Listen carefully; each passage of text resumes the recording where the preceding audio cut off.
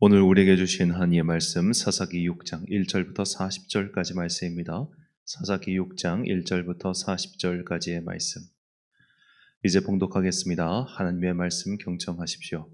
이스라엘 자손이 주님께서 보시는 앞에서 악한 일을 저질렀다. 그래서 주님께서는 7해 동안 그들을 미디안의 손에 넘겨주셨다. 미디안 사람의 세력이 이스라엘을 억누르니 이스라엘 자손은 미디안 사람들 때문에 산에 있는 동굴과 요새에 도피처를 마련하였다. 이스라엘 자손이 씨앗을 심어 놓으면 미디안 사람과 아말렉 사람과 동방 사람들이 차올라오는 것이었다. 그들은 이스라엘을 마주보고 진을 쳐놓고는 가사에 이르기까지 온 땅의 수산물을 망쳐 놓았다. 그리고 이스라엘에 먹을 것을 하나도 남기지 않았으며 양이나 소나 나귀까지도 남기지 않았다. 그들은 가축대를 몰고 장막을 가지고 메뚜기 떼처럼 쳐들어왔는데 사람과 낙타가 이루 셀 수 없을 만큼 많았다. 그들이 들어와서 온 땅을 황폐하게 만들었다. 이스라엘이 미디안 때문에 전혀 길을 펴지 못하게 되자 마침내 이스라엘 자손이 주님께 울부짖었다. 이스라엘 자손이 미디안 사람들 때문에 주님께 울부짖을 때에 주님께서 이스라엘 자손에게 한 예언자를 보내어 말씀하셨다. 나 주 이스라엘의 하나님이 말한다. 바로 내가 너희를 이집트에서 나오게 하였고 종살이하던 집에서 너희를 이끌어내었다.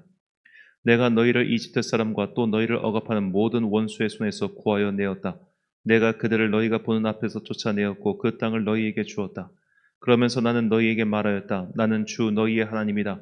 너희가 아모리 사람의 땅에서 살고 있으나 아모리 사람의 신들은 섬기지 말아라. 이렇게 말하였으나 너희는 내 말을 듣지 않았다. 주님의 천사가 아비에셀 사람 요아스의 땅 오브라에 있는 상수리 나무 아래에 와서 앉았다. 그때 요아스의 아들 기드온은 미디안 사람들에게 들키지 않으려고 포도주 틀에서 몰래 미리삭을 타작하고 있었다. 주님의 천사가 그에게 나타나서 힘센 장사야, 주님께서 너와 함께 하신다 하고 말하였다. 그러자 기드온이 그에게 되물었다. 감히 여쭙겠습니다만 주님께서 우리와 함께 계신다면 어째서 우리가 이 모든 어려움을 겪습니까? 우리 조상이 우리에게 주님께서 놀라운 기적을 일으키시어 우리 백성을 이집트에서 인도해 내셨다고 말하였는데 그 모든 기적들이 다 어디에 있단 말입니까? 지금은 주님께서 우리를 버리시기까지 하셔서 우리가 미디안 사람의 손아귀에 넘어가고 말았습니다. 그러자 주님께서 그를 바라보시며 말씀하셨다. 너에게 있는 그 힘을 가지고 가서 이스라엘을 미디안의 손에서 구하여라. 내가 친히 너를 보낸다. 기드온이 주님께 아뢰었다. 감히 여쭙습니다만 내가 어떻게 이스라엘을 구할 수 있습니까? 보시는 바와 같이 나의 가문은 므낫세 지파 가운데서도 가장 약하고 또 나는 아버지의 집에서도 가장 어린 사람입니다. 그러나 주님께서는 내가 반드시 너와 함께 있을 것이니 내가 미디안 사람들을 마치 한 사람을 쳐부수듯 쳐부술 것이다 하고 말씀하셨다. 기드온이 또 주님께 아뢰었다. 참으로 나를 좋게 보아 주신다면 지금 나에게 말씀하시는 분이 정말로 주님이시라는 증거를 보여주십시오. 내가 예물을 꺼내어서 가져다 놓겠으니 내가 돌아올 때까지 떠나지 마십시오. 그러자 주님께서 대답하셨다. 내가 돌아올 때까지 내가 그대로 머물러 있겠다. 기드온은 즉시 가서 염소 새끼 한 마리로 요리를 만들고 밀가루 한 에바로 누룩을 넣지 않은 빵도 만들고 고기는 바구니에 담고 국물은 그릇에 담아 상수리나무 아래로 가지고 가서 천사에게 주었다. 하나님의 천사가 그에게 말하였다. 그 고기와 누룩 넣지 않은 빵을 가져다가 이 바위 위에 놓고 국물을 그 위에 부어라. 기드온이 그대로 하였더니 주님의 천사가 손에 든 지팡이 끝을 내밀어 고기와 누룩 넣지 않은 빵에 댔다. 그러자 불이 바위 위에서 나와서 고기와 누룩 넣지 않은 빵을 살라버렸다. 그런 다음에 주님의 천사는 그 앞에서 사라져서 보이지 않았다. 기드온은 그가 주님의 천사라는 것을 알고 떨면서 말하였다. 주 하나님, 내가 주님의 천사를 대면하여 배웠습니다. 그러자 주님께서 그에게 말씀하셨다. 안심하여라. 두려워하지 말아라. 너는 죽지 않는다. 기드온은 거기에서 주님께 제단을 쌓아 바치고는 그 제단을 여호와 샬롬이라고 불렀다. 그 제단은 오늘까지도 아비에셀 사람의 땅인 오브라에 서 있다. 그날 밤에 주님께서 기드온에게 말씀하셨다. 내 아버지의 외양간에서 어린 수소 한 마리를 끌어오고 또 7회 된 수소도 한 마리를 끌어오고 내 아버지의 바알 제단을 허물고 그 곁에 있는 아세라상을 찍어라. 그런 다음에 이 산성 꼭대기에서 규례를 따라 주 너희 하나님께 제단을 쌓고 그 둘째 수소를 잡고 찍어낸 아세라 목상으로 불을 살라 번제를 드려라. 그리하여 기도는 종들 가운데서 10명을 내리고 주님께서 말씀하신 대로 하였다. 그러나 그의 아버지 집안 사람들과 성읍 사람들은 두려워하여 감히 그 일을 낮에 하지 못하고 밤에야 하였다. 다음 날 아침 일찍 성읍 사람들이 일어나 보니 바알 제단이 헐려 있고 곁에 서 있던 아세라상은 찍혀 있었으며 새로 만든 제단 위에는 둘째 수소가 번제로 타오르고 있는 것이 아닌가. 누가 이런 짓을 하였느냐 하고 그들은 서로 물어보았다. 그들이 캐묻고 조사하다가 요아스의 아들 기드온이 이 일을 저질렀다는 것을 알았다. 그래서 성읍 사람들은 요아스에게 말하였다. 당신의 아들을 끌어내시오. 그는 죽어야 마땅하오. 그가 바알의 제단을 헐고 그 곁에 있던 아세라 상을 찍어버렸소. 요아스가 자기를 둘러싼 모든 사람에게 이렇게 말하였다. 당신들이 바알의 편을 들어 싸우겠다는 것이요. 당신들이 바알을 구할 수 있다는 말이요. 누구든지 그의 편을 들어 싸우는 사람은 내일 아침에 죽음을 면하지 못할 것이요. 만일 바알이 신이라면 자기의 제단을 헌 사람과 직접 싸우도록 놓아두시오. 그래서 그날 사람들은 기드온을 여룻바알이라고 불렀다. 그가 바알의 제단을 헐었으니 바알이 직접 그와 싸우게 하라는 말에서 그렇게 부른 것이다. 그때 미디안 사람과 아말렉 사람과 사막 부족이 모두 함께 모여 요단강을 건너와서 이스라엘 평지에 진을 쳤다. 주님의 영이 기드온을 사로잡으니 기드온은 나팔을 불어 아비에셀 족을 모아 자기를 따르게 하고 전령들을 온 므낫세 지파에 보내어 그들도 자기를 따르게 하였으며 아셀 지파와 스불론 지파와 납달리 지파에도 전령들을 보내니 그들도 그와 합세하려고 올라왔다.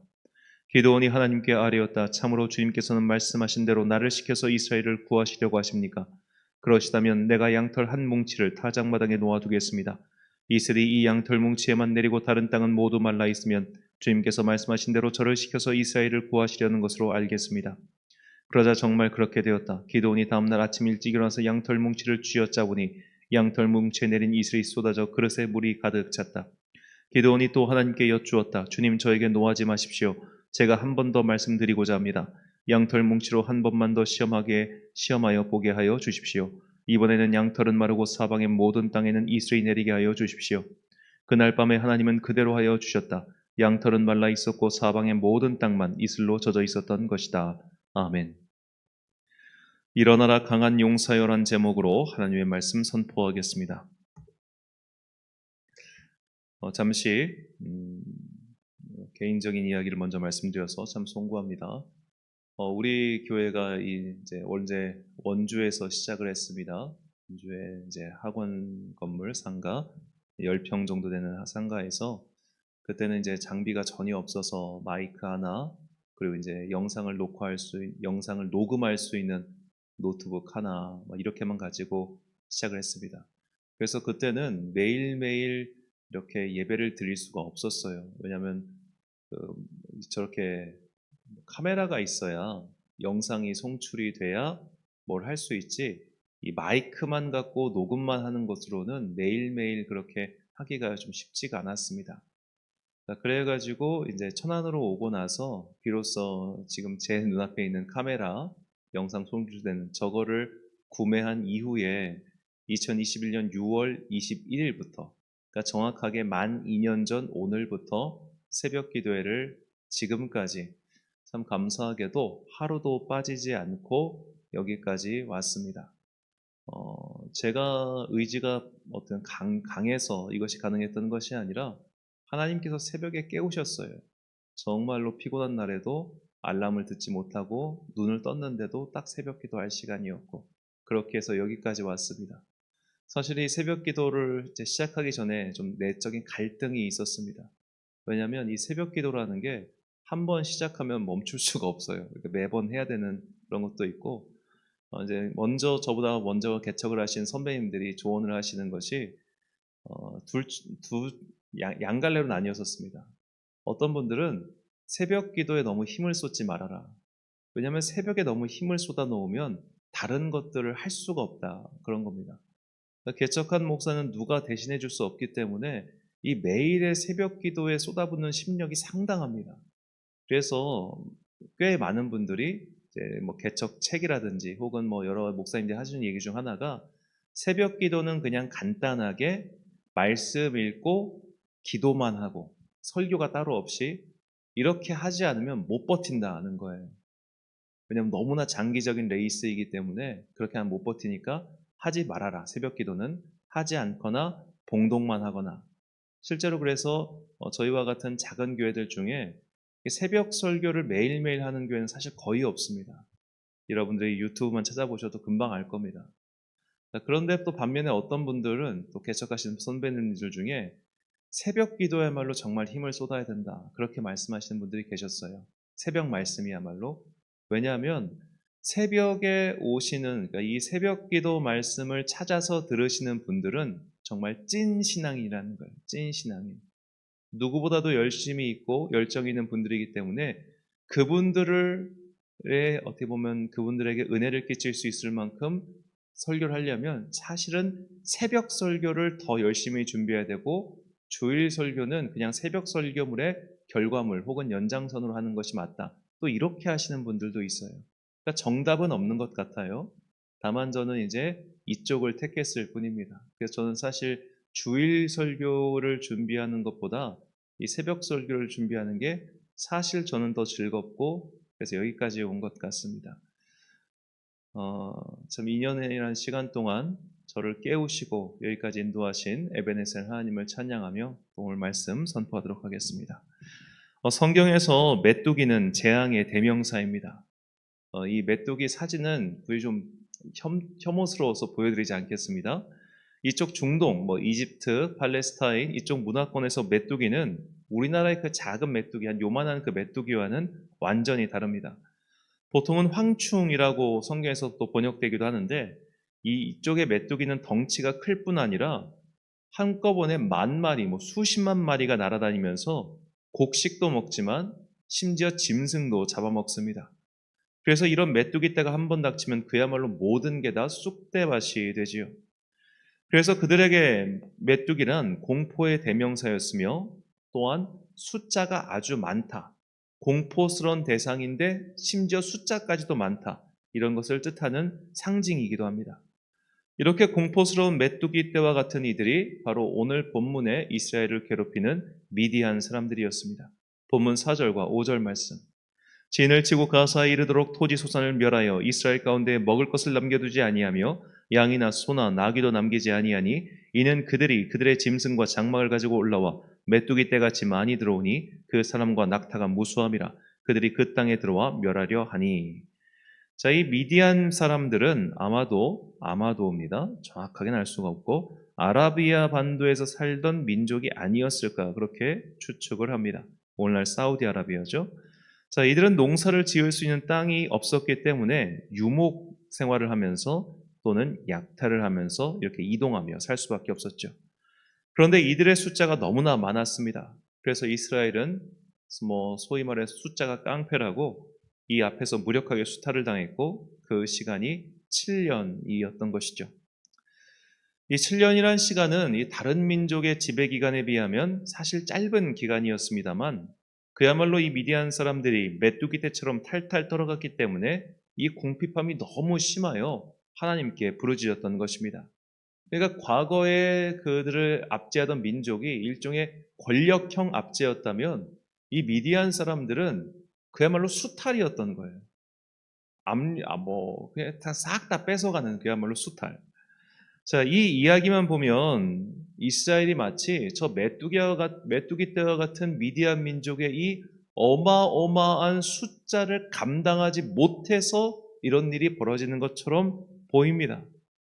자, 그런데 이 이스라엘 민족이 광야 생활을 마치고 가나안을 향하여 올라갈 때 그때 모압 민족과 미디안 사람들에게도 이 이스라엘 민족이 메뚜기 떼처럼 많아 보였어요. 자, 민수기 22장 3절과 4절 말씀입니다. 모압이 심히 두려워하였으니 이스라엘 백성이 많음으로 말미암아 모압이 이스라엘 자손 때문에 번민하더라. 미디안 장로들에게 이르되 이제 이 무리가 소가 밭의 풀을 뜯어먹음 같이 우리 사방에 있는 것을 다 뜯어먹으리로다 하니 그때에 십볼의 아들 발락이 모압 왕이었더라. 자, 이 십볼의 아들 발락 모압 왕이 이제 이스라엘 민족이 그 모압 땅을 통과하기 위해서 모압과 암몬 땅을 건드리지 말라는 지시가 있었기 때문에 그것을 통과하기 위해서 가고 있는데 이때 이제 지금이 출애굽 2세대입니다. 출애굽 2세대의 남성 장정 숫자가 60만이었습니다. 남성 장정 숫자가 60만. 그러니까 대략 산술적으로 계산하면 200만 이상의 집단적 인구가 대이동을 한 거예요. 그러니까 얼마나 두려웠겠습니까? 근데 이 모압 지방이 아까 우리가 봤던 지도를 다시 한번 살펴보면 이 모압과 암몬 땅과 이 미디안의 그 생활권이 사실 조금 겹쳐 있습니다. 근접해 있거나. 자, 그러다 보니까 이런 미디안 사람들도 모압 안에 약간 섞여 있었던 것이죠. 자, 그렇게 사람들이 볼 때 이들이야말로 메뚜기 떼였어요. 이들이야말로 모든 것을 뜯어 먹어가는 그런 황포한 무리처럼 보였던 거예요. 그렇다면 지금 150년의 세월이 흘러서 이 당시 약 최소한 200만 명에 이르는 사람들이 지금은 어떻게 됐겠습니까? 못해도 배는 불어났지 않았겠습니까? 아니면 정말 못해가지고 하다못해 그 정도의 동등한 수준의 인구만 유지되고 있었다고 볼 수 있지 않을까요? 인구가 확 줄진 않았을 거 아닙니까? 그렇다면 그들은 여전히 다른 사람들이 볼 때는 저들이 메뚜기 떼와 같은 사람들이었어요. 저들이 정말 숫자가 깡패인 사람들이었어요. 이스라엘 민족은 그때나 지금이나 여전히 다른 사람들이 볼 때는 강한 민족이었다는 소리입니다. 그런데 그들은 자신들이 강하다는 생각을 못하고 하고 있는 거예요. 나는 약해. 나는 저들을 당해낼 수가 없어. 그렇게 이스라엘 민족이 스스로를 규정짓고 한계의 틀에 가둬가지고 웅크리고 앉았다는 겁니다. 자, 이런 이스라엘의 상태를 어떻게 보면 직접적으로 드러내는 인물, 대표적인 인물이 바로 기드온이었어요. 자, 기드온에 대한 소개입니다. 본문 12절과 14절, 15절 말씀. 여호와의 사자가 기드온에게 나타나 이르되 큰 용사여 여호와께서 너와 함께 계시도다 하매 여호와께서 그를 향하여 이르시되 너는 가서 이 너의 힘으로 이스라엘을 미디안의 손에서 구원하라. 내가 너를 보낸 것이 아니냐 하시니라. 그러나 기드온이 그에게 대답하되 오 주여 내가 무엇으로 이스라엘을 구원하리이까. 보소서 나의 집은 므낫세 중에서 극히 약하고 나는 내 아버지 집에서 가장 작은 자니이다 하니. 자, 이 표현을 주목하세요. 12절에 보니까 큰 용사라고 합니다. 이 큰 용사라는 히브리어, 이 히브리어가 적용된 살아있는 성경에 7명밖에 없는데 그 중 한 명이 기드온입니다. 그리고 하나님께서 14절에서 이렇게 말씀하시죠. 너는 가서 이 너의 힘으로 이스라엘을 미디안의 손에서 구원하라. 자, 내가 너한테 힘 줄 테니까 가서 일하라. 이게 아니에요. 너가 가진 너의 힘으로. 너가 가진 너의 힘으로. 야, 너는 큰 용사야. 너는 강한 사람이야. 그러니까 너가 가진 너의 힘으로 저들을 물리쳐. 이게 기드온에게 하신 말씀이고 또한 이스라엘 민족에게 하신 말씀이었습니다. 이미 너희는 강한 애들인데 왜 그렇게 웅크리고 서 있어? 이미 너희에게는 이 문제를 해결할 수 있는 힘이 있는데 왜 그러고 있어? 이것이 오늘 본문을 통해서 우리에게 주시는 하나님의 말씀입니다. 자, 우리는 문제가 닥치면 문제가 굉장히 커 보이고 나는 작아 보인단 말이에요. 그렇죠? 나는 이 문제를 감당할 수 없을 것처럼 보여요. 이때 우리는 꼭 잊지 말아야 됩니다. 첫째로 하나님은 감당 못할 시험을 우리에게 주지 않으세요. 두 번째, 시험이 왔을 때 피할 길을 내어주시고 감당할 수 있는 힘을 이미 주셨습니다. 그렇다면 왜 문제 앞에서 우리가 쫄까요? 왜 문제 앞에서 우리가 후퇴를 하겠습니까? 믿음이 적어서 그래요. 믿음이 적은 자들아 라고 예수님께서 말씀하시지 않습니까? 그리고 할 수 있거든요 묻는 자들에게 할 수 있거든이 무슨 말이냐? 믿는 자에게 능히 하지 못할 일이 없다라고 하십니다. 문제는 문제가 아니라 내 믿음의 상태인 거예요. 내 믿음이 줄어들어서 혹은 내 마음이 유약해져서 저 문제가 너무 커 보이는 겁니다. 나는 늙어서 더 이상 저런 문제를 해결할 수 없어. 나는 지금 돈이 없어서 더 이상 저 문제를 감당할 수 없어. 나는 이제 힘이 없어서 저 문제를 더 이상 어떻게 할 수가 없어. 이렇게 말하면서 지금 이 본문의 기드온처럼 이미 주님께서 힘을 주셨고 이미 당신은 큰 용사임에도 불구하고 문제 앞에서 뒷걸음질 치고 있는 것이 오늘 우리의 모습은 아닌가 스스로 점검해야 할 것입니다. 자, 진짜 문제는 문제가 아니고 내 능력의 유무도 아니고 내 믿음에 달려있다는 것을 잊지 마십시오.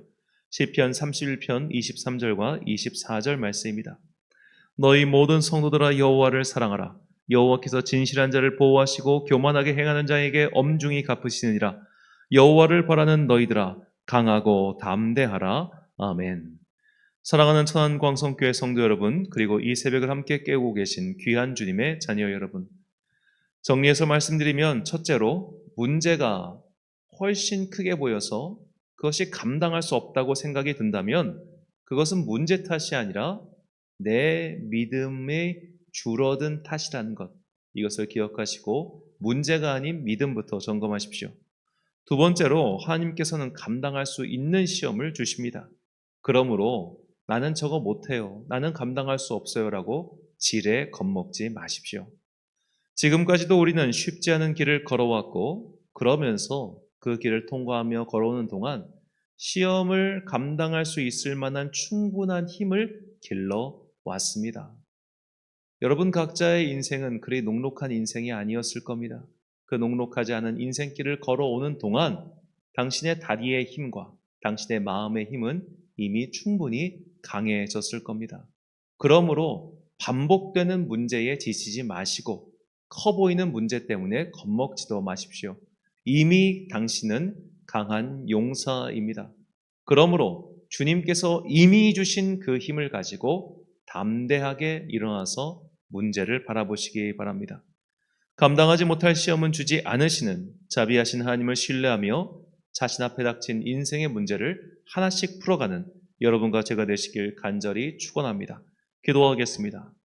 사랑과 나 풍성하신 아버지 하나님, 오늘 기드온과 이스라엘 민족을 통하여 이미 나에게 힘을 주셨다는 것을 깨닫게 해주시니 감사합니다.